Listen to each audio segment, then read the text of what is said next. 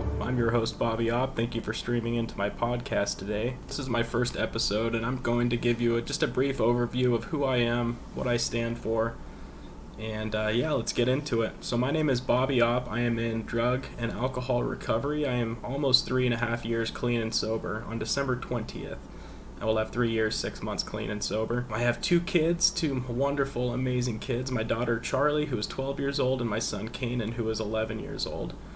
I was married for 10 years, and my marriage was not terrible, far from it, in fact. But my main focus was getting high and getting drunk, and second to that came my wife at the time and my two kids. And, we all regret different things from our past. I regret being an addict for 17 years, and it stripped a lot of time away from me, time that I could have spent healing. Drugs and alcohol is what I used to cope, to suppress my traumas from my early childhood. My mom passed away in 1995 from breast cancer. The morning after she passed, I was in her arms, and I went to bed warm in her arms. And when I woke up, her arms were cold, and I did not understand it. So that was my first experience with death growing up, and honestly, the first traumatic experience that I can remember. Shortly after my mom died, I experienced a series of sustained sexual abuses. And that really paved the way for me going into hermit mode. And as I grew, I just removed my emotions from things that I was experiencing. And once I became a teenager, I started experimenting with drugs and alcohol.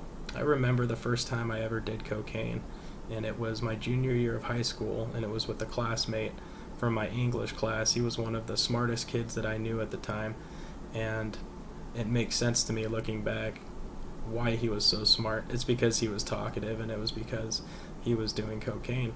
And it was on a lunch break, and I went to his house, and from that first bump, I was hooked. Hook, line, and sinker.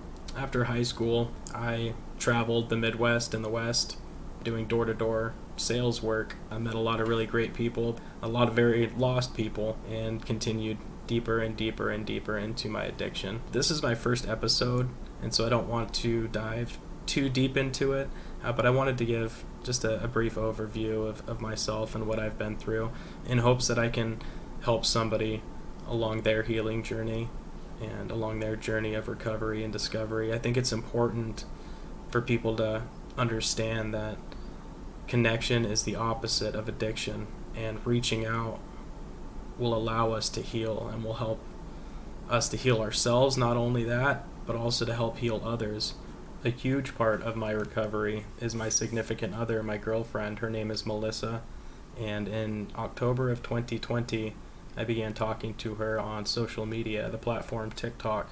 She did wonders for me and my mental health. She's also in recovery, and that has honestly, aside from my abstinence, she has been a crucial part of my journey into recovery, as she is upcoming on almost 8 years clean and sober, and in celebration of that, and I am just so very grateful for her presence in my life. I have a good friend on social media who was found hung. He had hung himself 3 days ago, and my heart absolutely broke because I had just helped him fundraise 4 days ago to help him get a heater for his van.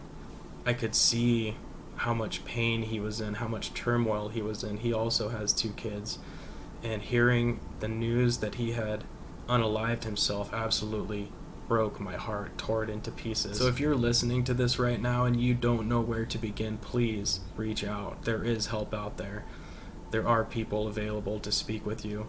You don't have to travel this road alone. Addiction is a disease that is taking out my generation. It is taking out hundreds and thousands and 10,000s and even 100,000s of people who are just in such a hopeless spot that they don't see a way out of it. My hope is to encourage, empower others to seek help, to get clean and sober. But you can't make somebody get clean and sober. That person has to want it and truly want it for themselves. So if you're out there and you're struggling right now, drop me a follow. That way you can listen into the podcast. I'm always here for you to talk about anything that you need to talk about to get off your chest. And I just appreciate you listening to my show. And I hope that we can heal together. I hope that we can come together and appreciate each other's differences and respect each other in light of our differences. It's important that we feel heard and that we feel understood and that we feel appreciated and that we feel loved. I think in today's world it is so easy to judge people based on what they look like or based on who they are. Judgment will not heal this world. Love